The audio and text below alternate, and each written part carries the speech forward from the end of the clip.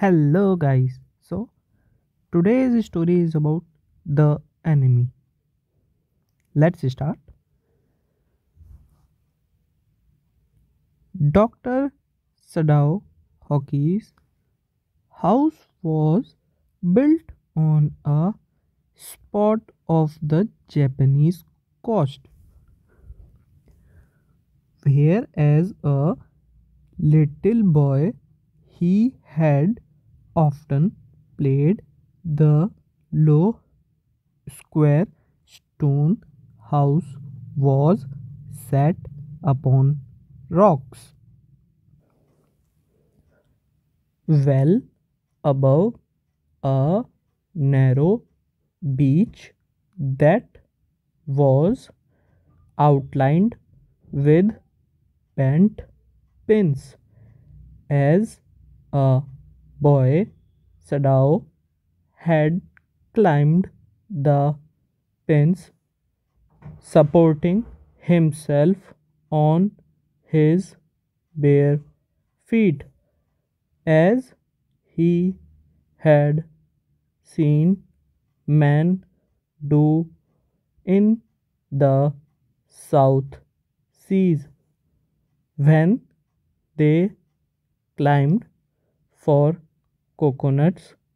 His father had taken him often to the islands of those seas, and never had he failed to say to the little brave about his side, those islands yonder, they are the stepping stones to the future for Japan. Where shall we step from them? Sadao had asked seriously. Who knows? His father had answered. Who can limit our future? It depends on what we make it.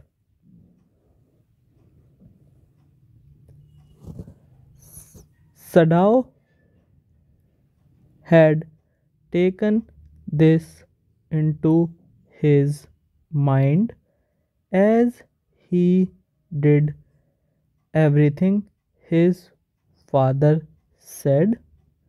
His father, who never joked or played with him, but who spent infinite pains upon him, who was his only son.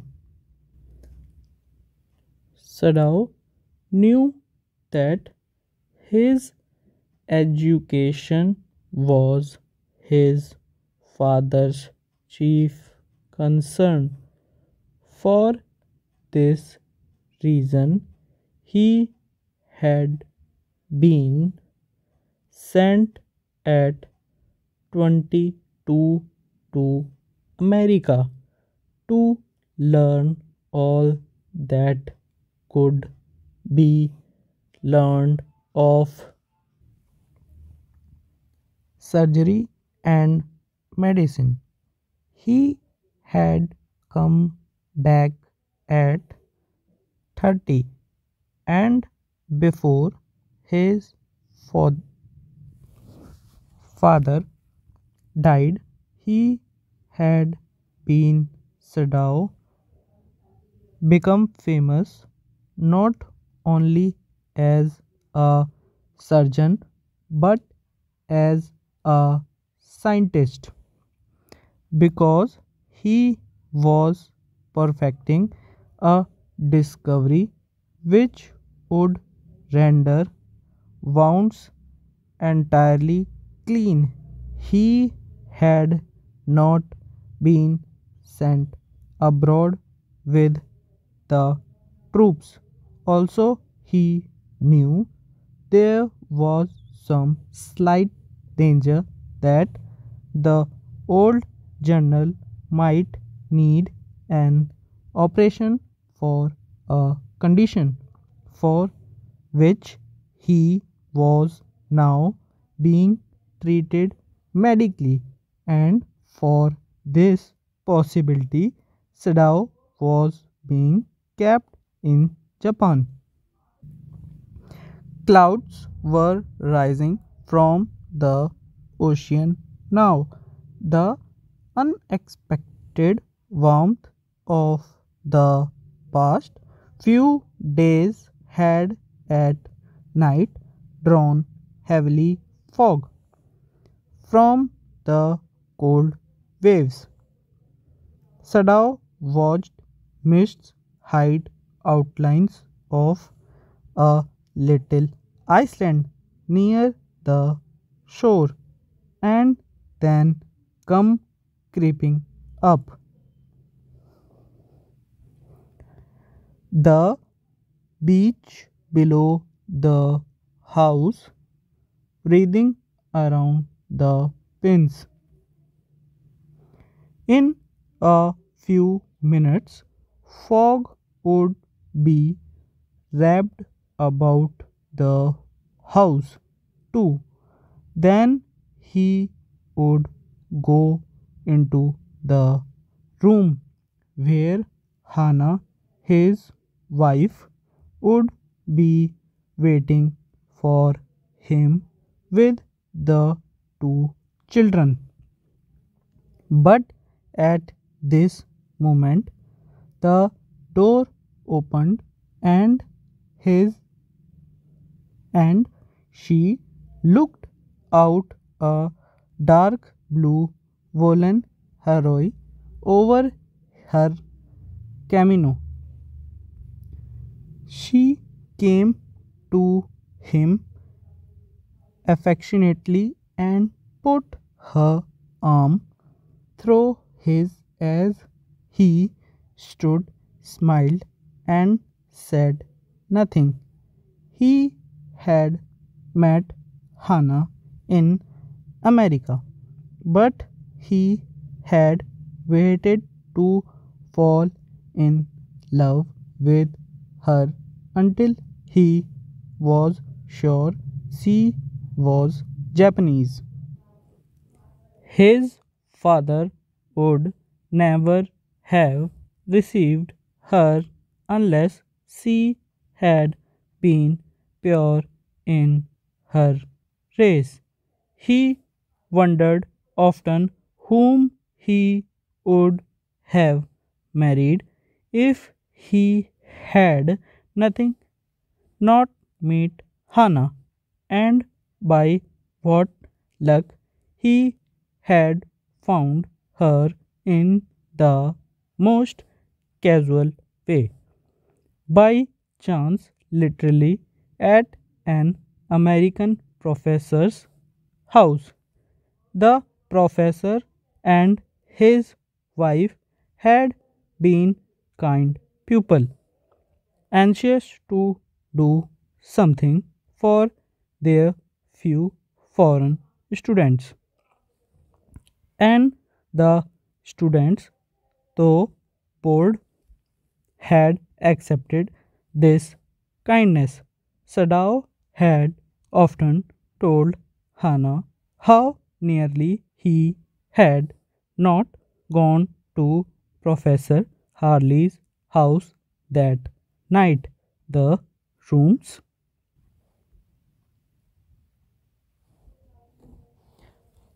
were so small, the food so bad, the professor's wife so verbal, but he had gone, and there he had found Hannah, a new student, and had felt he would love her if it were at all possible.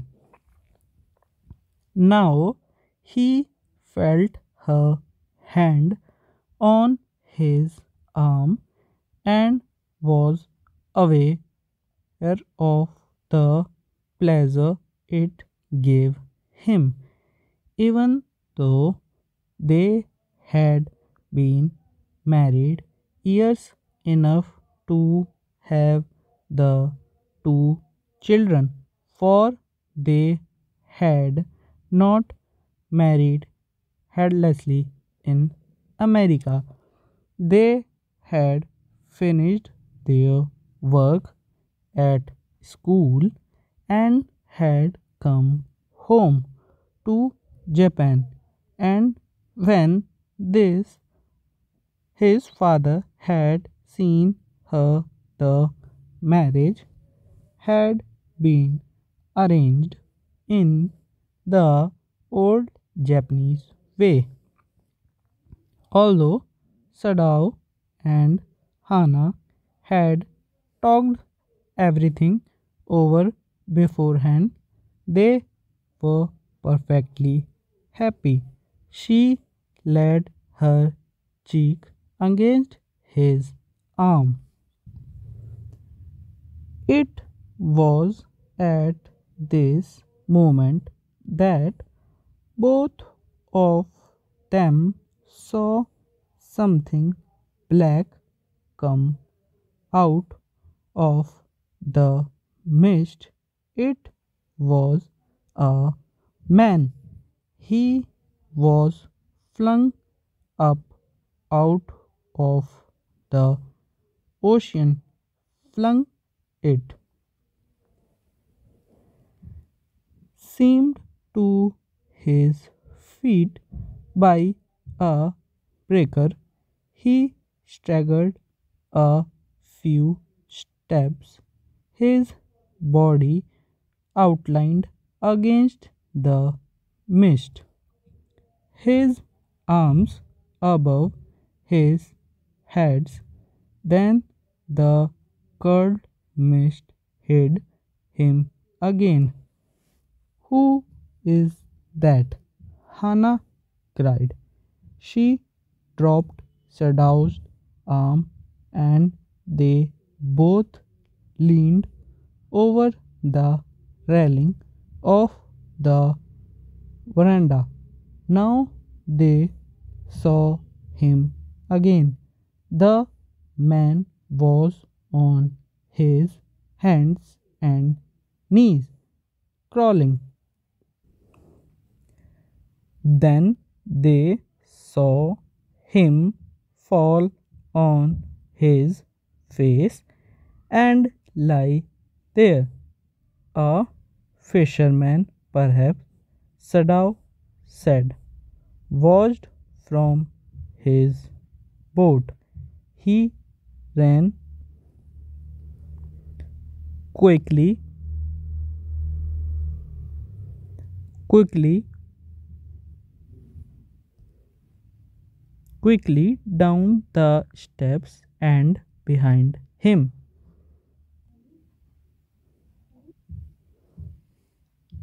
Hannah came, her wide sleeves flying a mile or two away on either side. There were fishing villages, but here was only the bare and lonely coast, dangerous with rocks.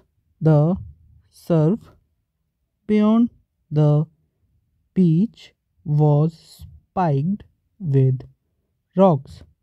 Somehow the man had managed to come through them. He must be badly drawn. They saw when they came toward him that indeed it was so. The sand on one side of him had already a strain of red soaking though he is wounded. Sadao exclaimed. He made haste to the man who lay motionless, his face in the sand, an old cap stuck to his head, soaked with sea water. He was in wet rags of garments. Sadao stopped Hana at his side and turned the man's head. They saw the face. A white man, Hana whispered. Yes, it was a white man. The wet cap fell away, and there was his wet yellow hair, long as though for many weeks it had not been cut, and upon his young and tortured face was a rough yellow beard. He was unconscious and knew nothing that they did for him.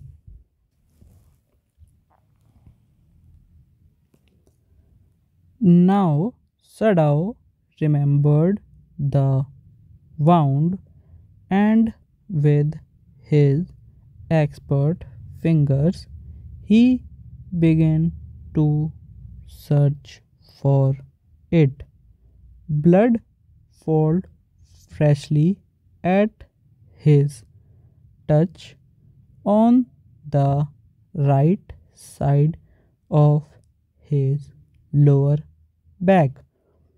Sadao saw that a gun wound had been reopened. The flesh was blackened with powder.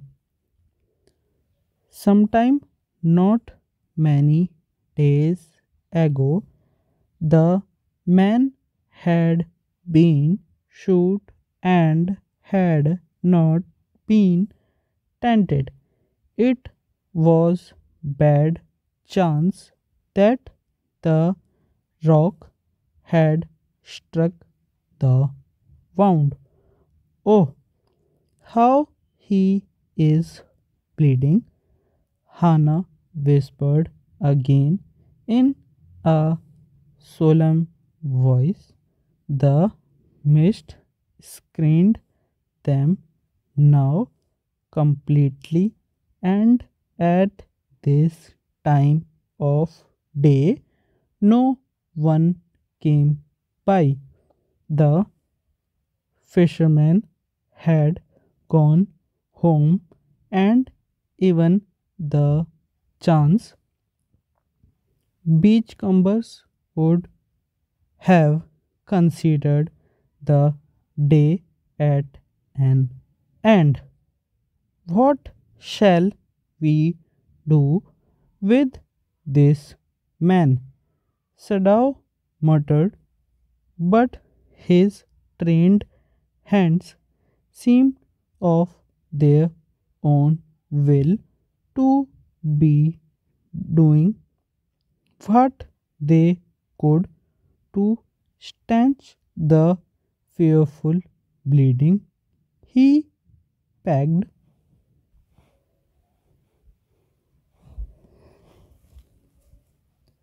the wound with the sea moss that strewed the beach. The man moaned with pain in his stupor, but he did nothing. awaken. The best thing that he could do would be to put him back in the sea. Sadao said, answering himself. Now that the bleeding was stopped for the moment, he stood up and dusted the sand from his hands. Yes, undoubtedly that would be best, Hannah said steadily. But she continued to stare down at the motionless man. If we sheltered a white man in our house, we should be arrested, and if we turned him over as a prisoner, he would certainly die, Sadao said. He kindest thing would be to put him back into the sea, Hannah said, but neither of them moved. They were staring with a curious repulsion upon the inert figure. What is he? Hannah whispered. There is something about him that looks American, Sadao said. He took up the battered cap. Yes, they almost gone was the faint lettering a sailor. He said from an American warship. He spelled it out. US Navy. The man was a prisoner of war. He has escaped. Hannah cried softly, and that is why he is wounded. In the bag, Sadao agreed. They hesitated, looking at each other.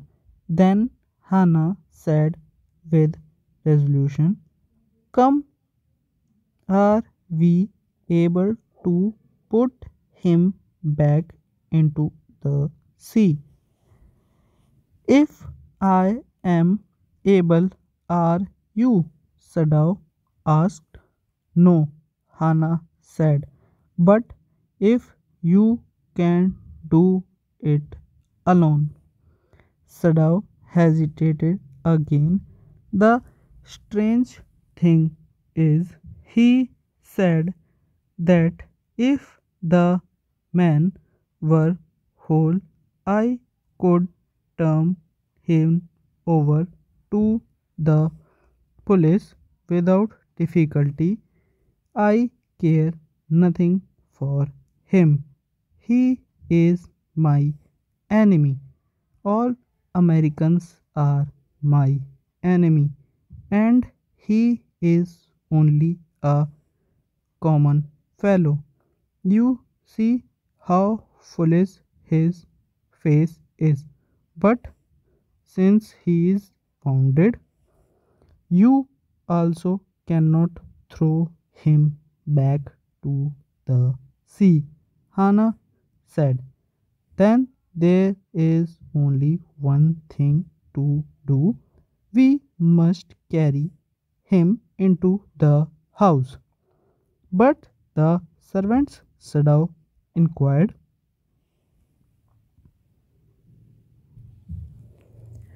We must simply tell them that we intended to give him to the police, As indeed we must, Sadao. We must think of the children and your position. It would and anger all of us if we did not give this man over as a prisoner of war. Certainly, Sadao agreed. I would not think of doing anything else. Thus, agreed together, they lifted the man. He was very light, like a fowl that had been half starved for a long time until it is only feathers and skeleton. So his arms hanging, they carried him up the steps and into the side door of the house. This door opened into a passage, and down the passage they carried the man towards an empty bedroom. It had been the bedroom of Sadao's father, and since his death it had not been used. They laid the man on the deep matted floor. Everything here had been Japanese to please the old man who would never in this own home sit on a chair or sleep in a foreign bed. Hana went to the wall cupboards and slid back a door and took out a soft quilt. She hesitated. The quilt was covered with flowered silk and the lining was pure white silk. He is so dirty, she murmured in distress. He, yes, he had better be washed. Sadao agreed. If you will fetch hot water, I will wash him. I cannot bear for you to touch him, she said. We shall have to tell the servants he is here. I will tell Yamano she can leave the children for a few minutes and she can wash him. Sadao considered a moment. Let it be so. He agreed. You tell Yami and I will tell the others. But the utter pallor of the man's unconscious face moved him first to stoop and felt his pulse. It was faint, but it was there. He put his hand against the man's cold breast. The hurt too was yet alive. He will die unless he is operated on, Sadaus said, considering the question is whether he will not die anyway. Hana cried out in fear. Don't try to save him. What if he should live? What if he should die. Sadao replied. He stood gazing down on the motionless man. This man must have extraordinary vitality or he would have been dead by now.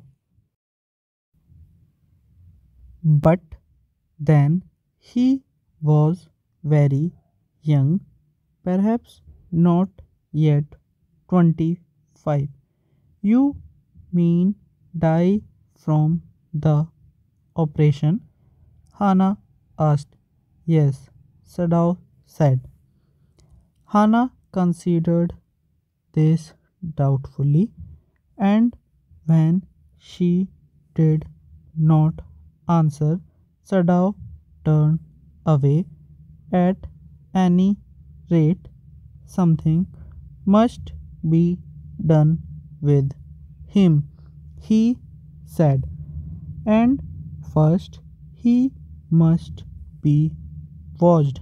He went quickly out of the room and Hannah came behind him. She did not wish to be left alone with the white man. He was the first she had seen since she left America, and now he seemed to have nothing to do with those whom she had known there. Here he was her enemy, a man's living or dead. She turned to the nursery and called Yummy, but the children heard her voice and she had to go in for a moment and smile at them and play with the baby boy, now nearly 3 months old. Over the baby's soft black hair, she motioned with her mouth. Yummy, come with me.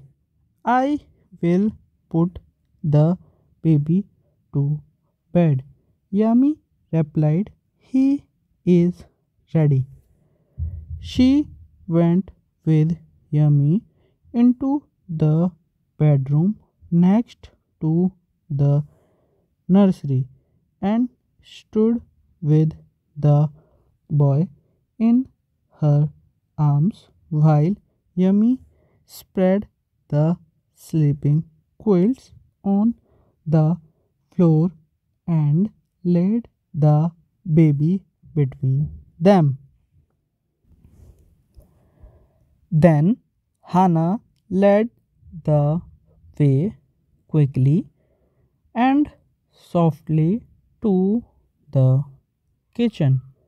The two servants were frightened at what their master had just told them. The old gardener, who was also a house servant, pulled the few hairs on his upper lips.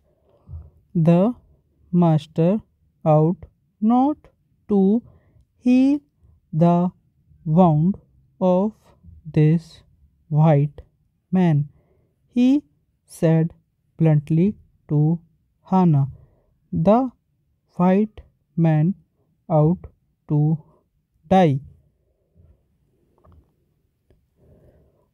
First he was shot, then the sea caught him and wounded him with her rocks. If the master heals what the gun did and what the sea did, they will take revenge on us. I will tell him what you say, Hannah replied courteously. But she herself was also frightened, although she was not superstitious as the old man was. Could it ever be well to help an enemy? Nevertheless, she told Yami to fetch the hot water and bring it to the room where the white man was. She went ahead and slid back the partitions. Sadao was not yet there. Yami, following, put down her wooden bucket. Then she went over to the white man. When she saw him, her thick lips folded themselves into stubbornness. I have never watched a white man, she said, and I will not wash so dirty a one now. Hannah cried at her severely. You will do what your master commands you. There was so fierce a look of resistance upon Yami's round, dull face that Hannah felt unreasonable, afraid. After all, if the servant should report something that was not as it happened. Very well, she said with dignity. You understand, we only want to bring him to his sense so that we can turn him over as a prisoner. I will have nothing to do with it, Yami said. I am a poor person and it is not my business. Then please, Hannah said gently, return to your own work. At once, Yami left the room, but this left Hannah with the white man alone. She might have been too afraid to stay had not her anger at Yami's stubbornness now sustained her. Stupid Yami, she muttered fiercely. Is this anything about a man and a wounded, helpless man? In the conviction of her own superiority, she bent impulsively and united the knotted rugs that kept the white man covered. When she had his breast bare, she tipped the small, clean towel that Yami had brought into the steaming hot water and washed his face carefully. The man's skin, though rough with exposure, was of a fine texture and must have been very blond when he was a child.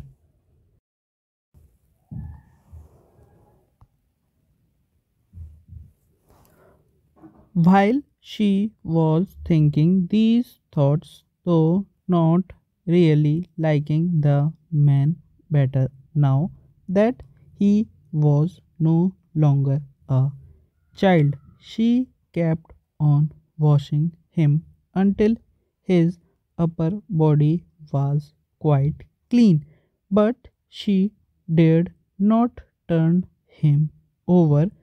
Where was Sadao? Now her anger was ebbing, and she was anxious again, and she rose, wiping her hands on the wrong towel. The lest the man be chilled, she put the quilt over him. Shadow, she sadly called softly. He had been about to come in when she called. His hand had been on the door, and now he opened it. She saw that he had brought his surgeon's emergency bag and that he wore his surgeon's coat. You have decided to operate, she cried. Yes, he said shortly.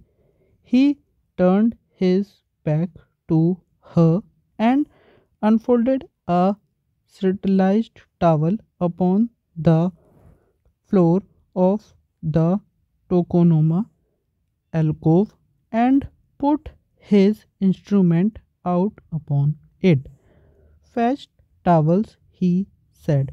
She went obediently, but how anxious now, to the linen sleeves and took out the towels. She out also to be old piece of matting so that the blood would not ruin the fine floor covering. She went out to the black veranda where the gardener kept stripes of matting with which to protect delicate shrubs on cold nights and took an armful of them. But when she went back into the room, she saw this was useless. The blood had already soaked through the packing in the man's wound and had ruined the mat under him. Oh, the mat, she cried. Yes, it is ruined, Shadow replied, as though he did not care. Help me to turn him, he commanded her. She obeyed him without a word, and he began to wash the man's backs carefully. Yami would not wash him, she asked. Did you wash him then? Sadao asked, not stopping for a moment. His swift conscious movements. Yes, she said. He did not seem to hear her, but she was used to his absorption when he was at work. She pondered for a moment. If it mattered to him, what was the body upon which he worked so long, as it was for the work he did so excellently. You will have to give the anesthetic if he needed it. He said, I, she repeated blankly, but never have I. It is easy enough, he said impatiently. He was taking out the packing now, and the blood began to flow more quickly. He peered into the wound with the bright surgeon's light fastened on his forehead. The bullet is still there, he said with cool intention. Now I wondered how deep this rock wound is. It is not too deep. It may be that I can get the bullet, but the bleeding is not superficial. He has lost much blood. At this moment, Hannah choked. He looked up and saw her face, the color of sulfur. Don't faint, he said sharply. He did not put down his exploring instrument. If I stop now, the man will surely die. She clapped her hands to her mouth and leaped up and ran out of the room. Outside in the garden, he heard her retreating, but he went on with his work. It will be better for her to empty her stomach. He thought. He had forgotten that, of course, she had never seen an operation, but her distress and his inability to go to her at once made him impatient and irritable with this man who lay like dead under his knife. This man, he thought, there is no reason under heaven why he should live unconsciously. This thought made him ruthless, and he proceeds swiftly. In his dream, the man mourned, but Shadow paid no heed except to muttered at him. Groan, he muttered. Groan, if you like. I am not doing this for my own pleasure. In fact, I do not know why I am doing it. The door opened, and there was Hannah again. Where is the anesthetic? She asked in a clear voice. Sadao motioned with his chin. It was as well that you came back, he said. This fellow is beginning to stir. She had the bottle and come some cotton in her hand. But how shall I do it? She asked. Simply stretch the cotton and hold it near his nostrils. Sadao replied without delaying for one moment. The intricate detail of his work, when he breathes badly, move it away a little.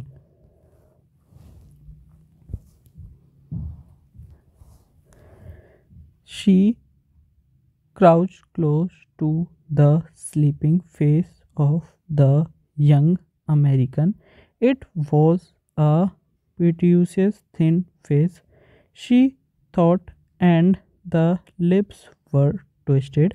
The man was suffering, whether he knew it or not. Watching him, she wondered if the stories they heard something of the suffering of prisoners were true. They came like flickering of rumor told by word of mouth and always contradict in the newspaper. The reporter were always that wherever the Japanese armies went, the people received them greatly with cries of joy at their liberation.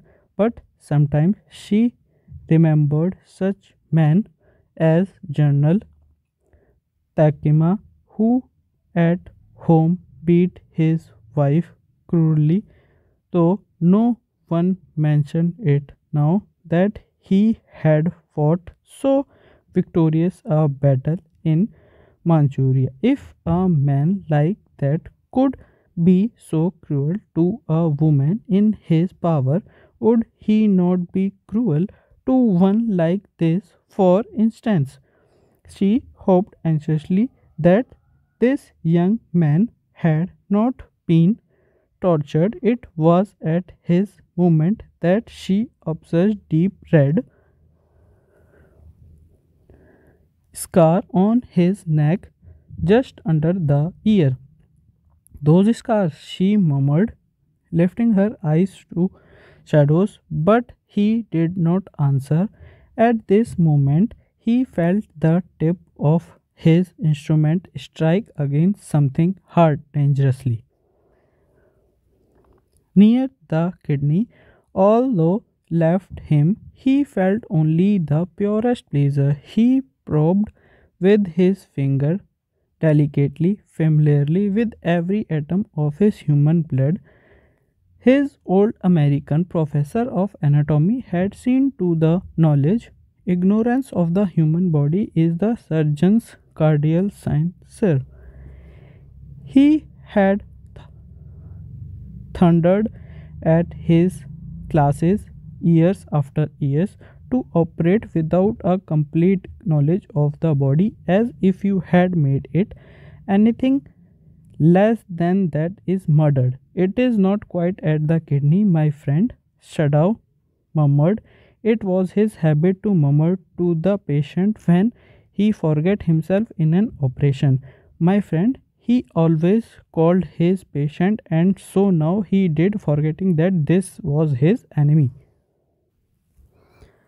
Then quickly, with the cleanest and most precious of incision, the bullet was out. The man quailed, but he was still unconscious. Nevertheless, he muttered a few English words. Guts, he muttered, choking. They got my guts.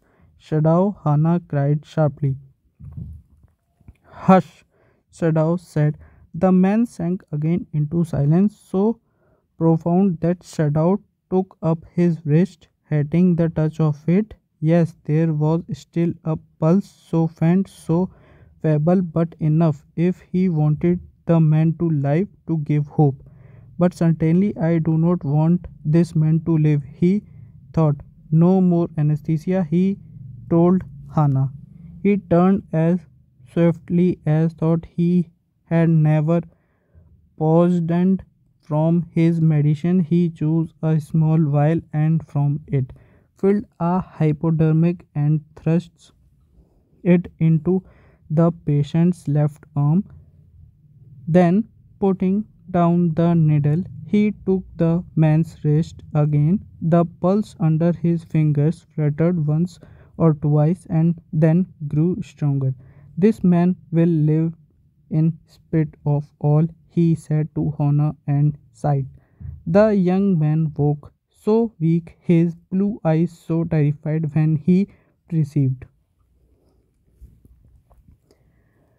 where he was that Hannah felt compelled to apologize. She herself served him, for none of the servants would enter the room. When she came in the first time, she saw him summon his small straton to the prepared for some fearful things. Don't be afraid, she begged him softly. How come you speak English? He gazed. I was so long time in America, she replied. She saw that he wanted to reply to that, but he could not, and so she knelt and fed him gently from the Proclean spoon. He ate unwillingly, but still he ate. Now you will soon be strong, she said, not liking him, and yet moved to the comfort him. He did not answer. When Sadao came in the third day after the operation, he found the young man sitting up, his face bloodless with the effort. Lie down, Sadao cried. Do you want to die? He forced the man down gently and strongly and examined the wound. You may kill yourself if you do it, sort of thing, he scolded. What are you going to do with me? The boy muttered. He looked just now barely 17. Are you going to hand me over? For a moment, Sadao did not answer. He finished his examination and then pulled the silk quilt over the man. I do not know myself what I shall do with you, he said. I ought, of course, to give you to the police. You are a prisoner of war. No, do not tell me anything. He put up his hand and he saw the young man was about to speak. Do not even tell me your name unless I ask it. They looked at each other for a moment and then the young man closed his eyes and turned his face to the wall. Okay, he whispered, his mouth and a bitter line. Outside the door, Hannah was waiting for Sadao. He saw at once that she was in trouble. Sadao Yami tells me that servants feel they cannot stay if we hide this man where anymore. She said, she tell me that they are saying that you and I were so long in America that we have forgotten to think of our own country first. They think we like Americans. It is not true, Sadao said harshly. Americans are our enemies, but I have been trained not to let a man die if I can help it. The servants cannot understand that, she said earnestly. No, he agreed. Neither seemed able to say more, and somehow the household dragged on. The servants grew more watchful. Their courtesy was as careful as ever, but their eyes were cold upon the pair to whom they were hired. It is clear what our master ought to do, the old gardener said one morning. He had worked with flowers all his life and had been a specialist too in the moss. For Sadao's father, he had made one of the finest moss gardens in Japan, sweeping the bright green carpet constantly so that not a leaf or a pine needles marred the velvet of its surface. My old master's son knows very well what he ought to do, he now said, pinching a bud from a bush as he spoke. When the man was so near death, why did he not let him bleed? That young master is so proud of his son to save life that he save any life. The clock said, the cook said contemplatively, she spilled pilt a flow's neck skillful and held the fluttering bird and let its blood flow into the roots of a visual vine. Blood is the best of fertilities, and the old gardener would not lather waste a drop of it. It is the children of whom we must think. Yummy sadly, what will be their fate if their father is condemned as traitors?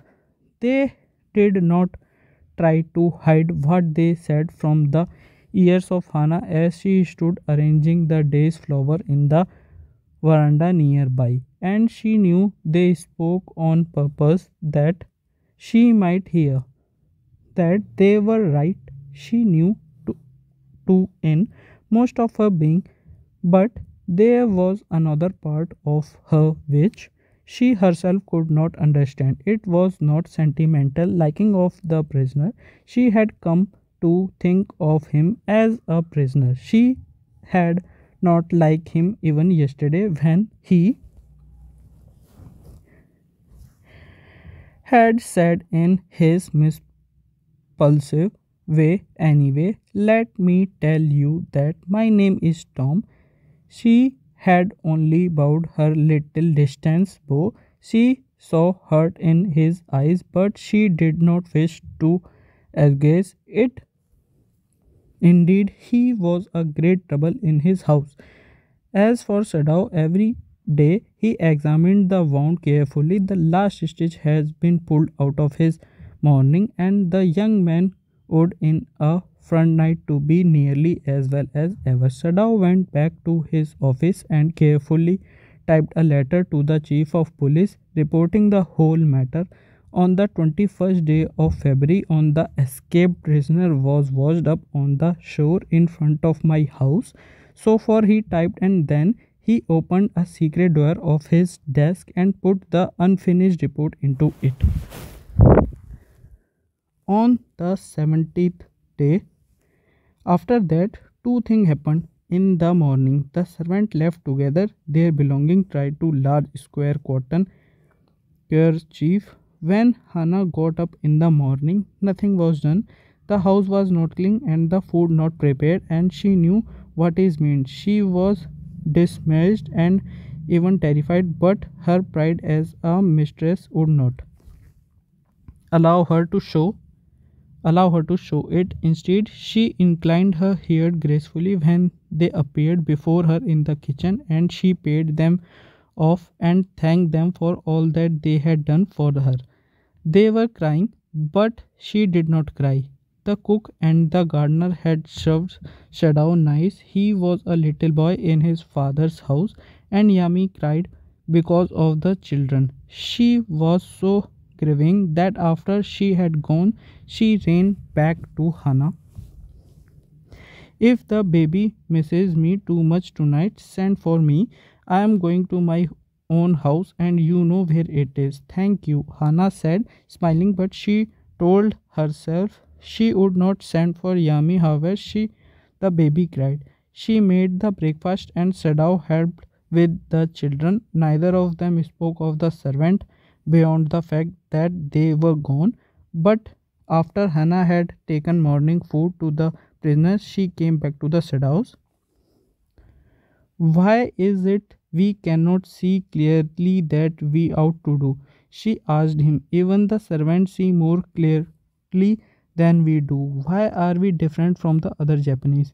Sadao did not answer, but a little later he went into the room where the prisoners was and said brusquely, "Today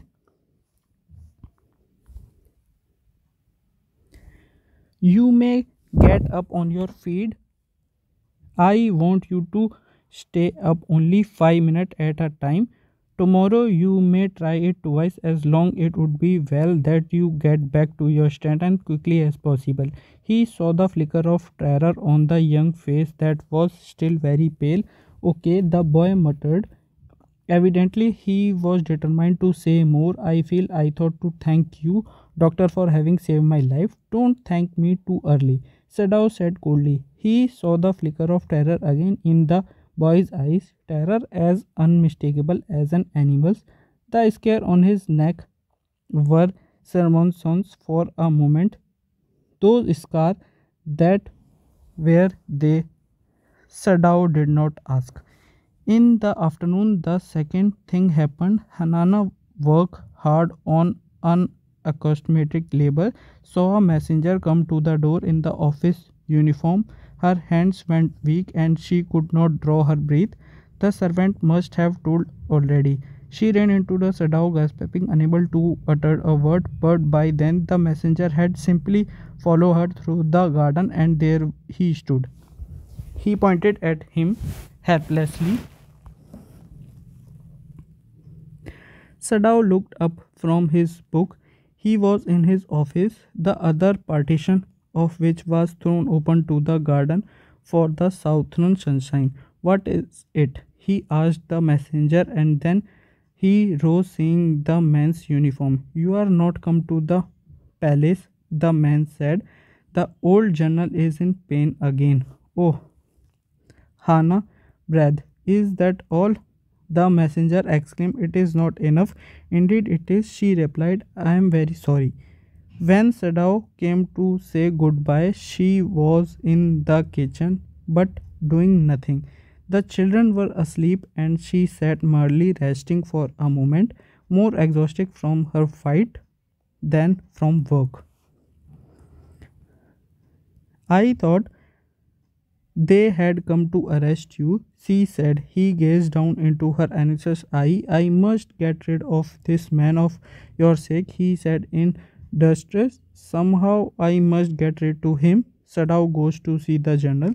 Of course, the general said weakly. I understand fully, but that is possible. I once took a degree in Pentagon, so few Japanese have. I care nothing for the man, Excellency, Sadao said, but having operated on him with such success. Yes, yes, the general said.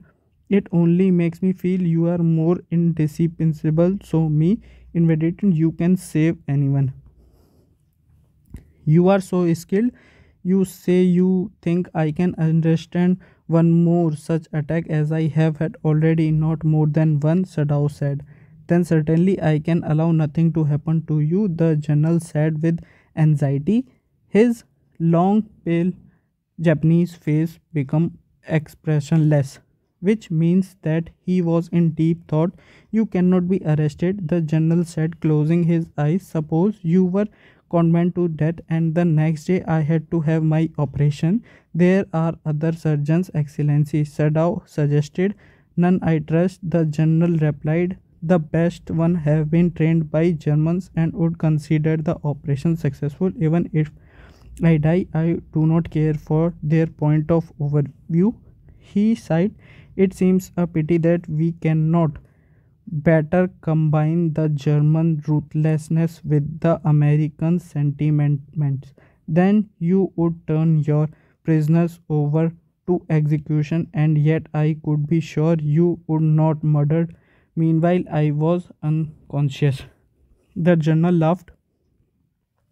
He had unusual sense of humor as a Japanese. Could you not combine these two foreigner elements? He asked. Sadao smiled. I am not quite sure, he said, but for your sake I would be willing to try, Excellence. The general shook his head. I had rather not be test scared, he said. He felt suddenly weak and overwhelmed with the care of his life as an official in the time such as these were repeated victory brought great responsibility all over. The South Pacific, it is very unfortunate that this man should have washed up on your doorstep, he said, irritable. I feel it is so myself, Sadao said gently.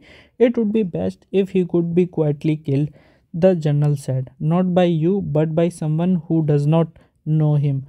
I have many own private assistants. Suppose I send two of them to your house tonight or better, any night. You need know nothing about it. It is now warm. What would be more natural than that you should leave the outer partition of the white man's room open to the garden while he sleeps? Certainly it would be very natural. Sadao agreed. In fact, it is so left open every night. Good. The general said, yawning. They are very capable assassins. They make no noise and they know the trick of inward bleeding. If you like, I can even have them remove the body. Sadao considered. That perhaps would be best, Excellence, he agreed, thinking of the Hana. He left the general's presence then and went home. Thinking over the plan in this way, the whole things would be taken out of his hand. He would tell Hannah nothing, since he would be trimmed at the idea of assassins in the house, and yet certainly such persons were essential in an absolute state such as Japan was. How else would ruler deal with those who opposed them? He refused to allow anything but reason to do it to be atmosphere of his mind as he went into the room where the American was in bed, but he was opened the door. To his surprise, he found that the young man out of the bed and preparing to go into the garden. What is this? He exclaimed. Who gave you permission? Leave your room. I am not used to waiting for permission, Tom said gently. Gosh, I feel pretty good again, but will the muscles on this side always feel stiff. Is it so? Sadao inquired, surprised he forgot all his. Now I thought I would provide against that, he murmured. He lifted the edge of the man's shirt and gazed at the healing scar.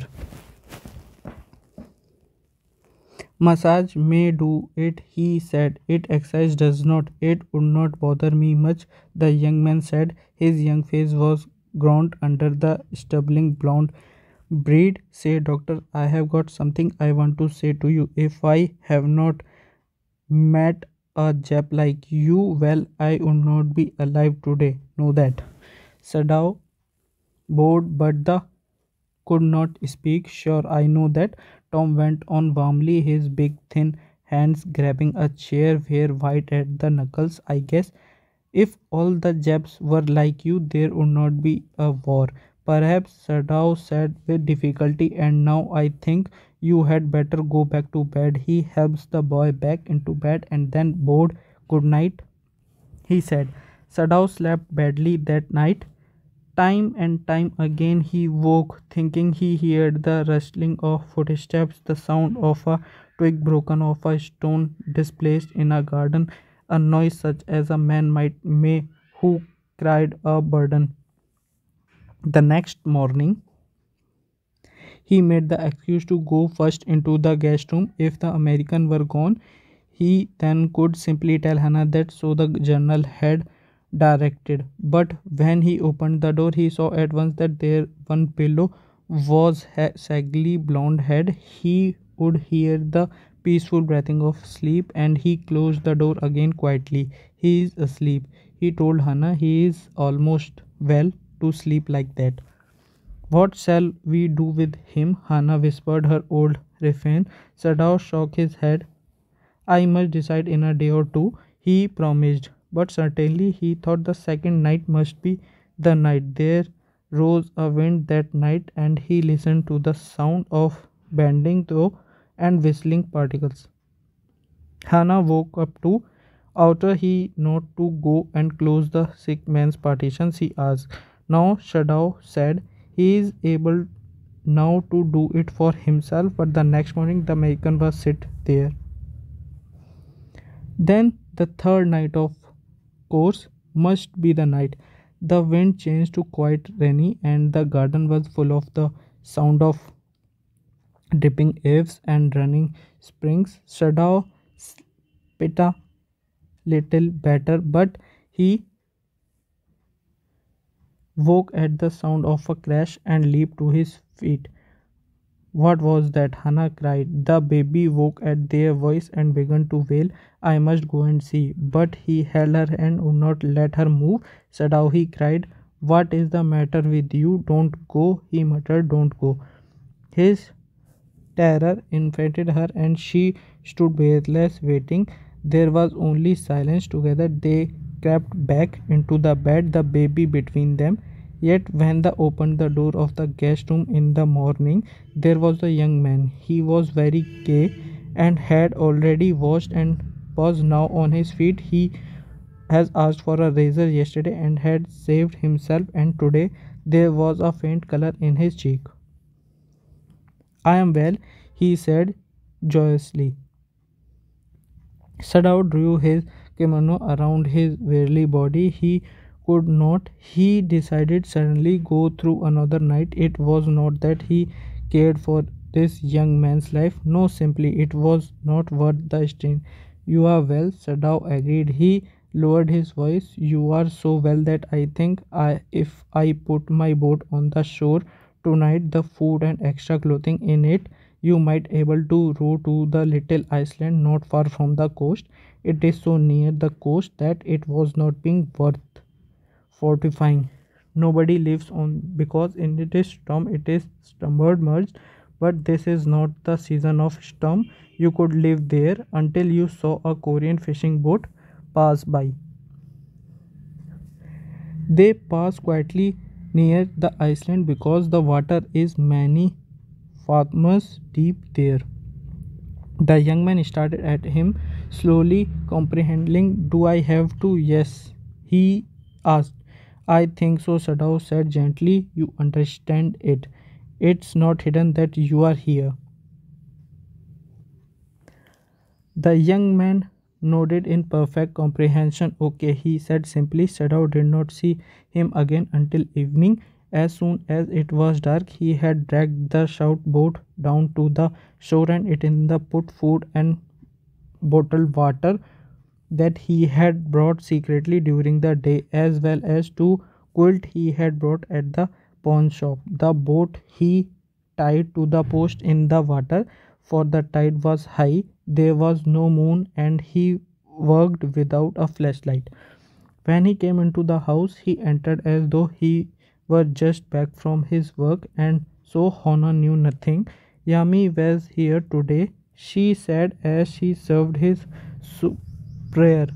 Though she was so modern, still she did not eat with him. Yami cried over the baby. She went on with a sigh. She missed him so. The servants will come back as soon as the foreigner goes, Sadao said. We went into the guest room that night before he went to the bed himself and checked carefully the American's temperature, the state of the wound, and his heart and pulse. The pulse was irregular, but that was perhaps because of excitement. The young man's pale lips were pressed together and his eyes burned. Only the scar of his neck was red. I realize you are saving my life again, he said. Sadao. Not at all, Sadao said. It is only inconvenient to have you here any long. He had hesitated a good deal about giving the man a flashlight, but he had decided to give him after at all. It was a small one, his own, which he used at night when he was cold. If your food runs out before you catch a boat, he said, signal me. Two flashes at the same instant. The sun drops over the horizon. Do not signal in darkness, for it will be seen if you are all right, but still there. Signal me once. You will find fresh fish easily to catch, but you might eat them raw. A fire would be seen. Okay, the young man breathed.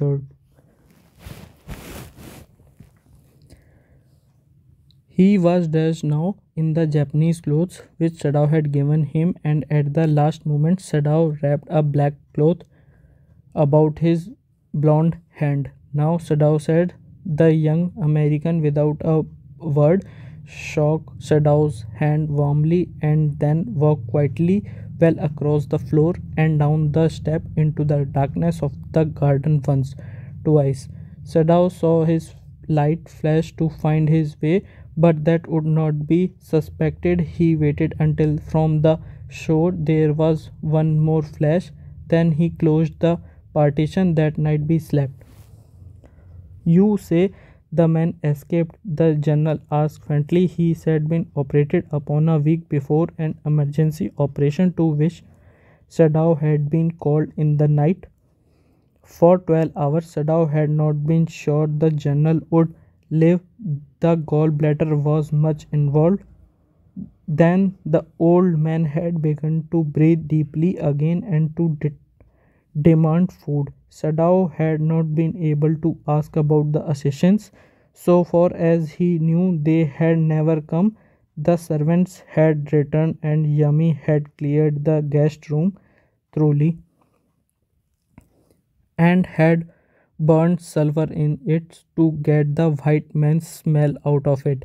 Nobody said anything, only the gardener was cross because he had got behind with his chrysanthemums. But after a week, Sadao felt the gardener was well enough to be spoken to about the prisoner. Yes, Excellency, he escaped, Sadao now said. He coughed slightly that he had not said all the might have said, but was unwillingly to disturb the general further. But the old man opened his eyes suddenly.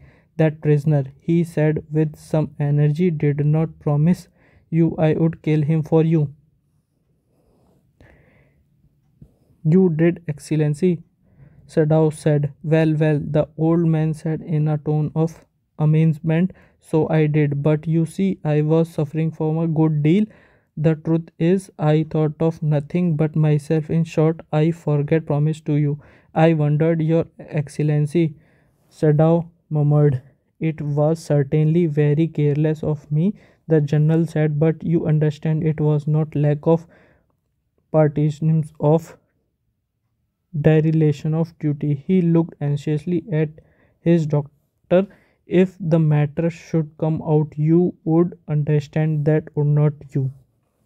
Certainly, Your Excellency, Sadao said. He suddenly comprehended that the journal was in the palm of his hand and that was a conscience he himself was perfectly safe. I can swear to you loyalty, Excellency, he said to the old general, and to your gaze against the enemy. You are a good man, the general murmured and closed his eyes. You will be rewarded. But Satao searched for the spot of black in the twilighted sea that night had his reward. There was no perk of light in the dusk. No one was on the island. His prisoner was gone, safe doubtless, for he had warned him to wait only for a Korean fish boat. He stood for a moment on the veranda gazing out to the sea from whence the young man had come that other night, and into his mind, although without reason, there came out white faces he had known, the professor at whose house he had met Hannah, a dull man, and his wife had been a silly, talkative woman in spite of her wish to be kind.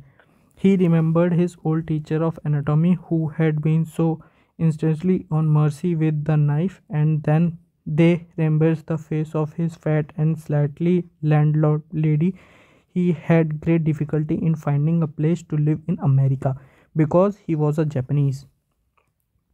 The Americans were full of prejudice, and it had been better to live in it. Knowing himself their superior, how he had despised the ignorant and dirty old woman who had at last condescended to house him in her miserable home. He had once tried to be grateful to her because she had in his last year nursed him through influenza, but it was difficult, for she was no less repulsive to him in her kindness. Now he remembered the youthful, haggard face of his prisoner, white and repulsive. Strange, he thought. I wondered why I could not kill him. So, here the stories end. Until then, bye bye.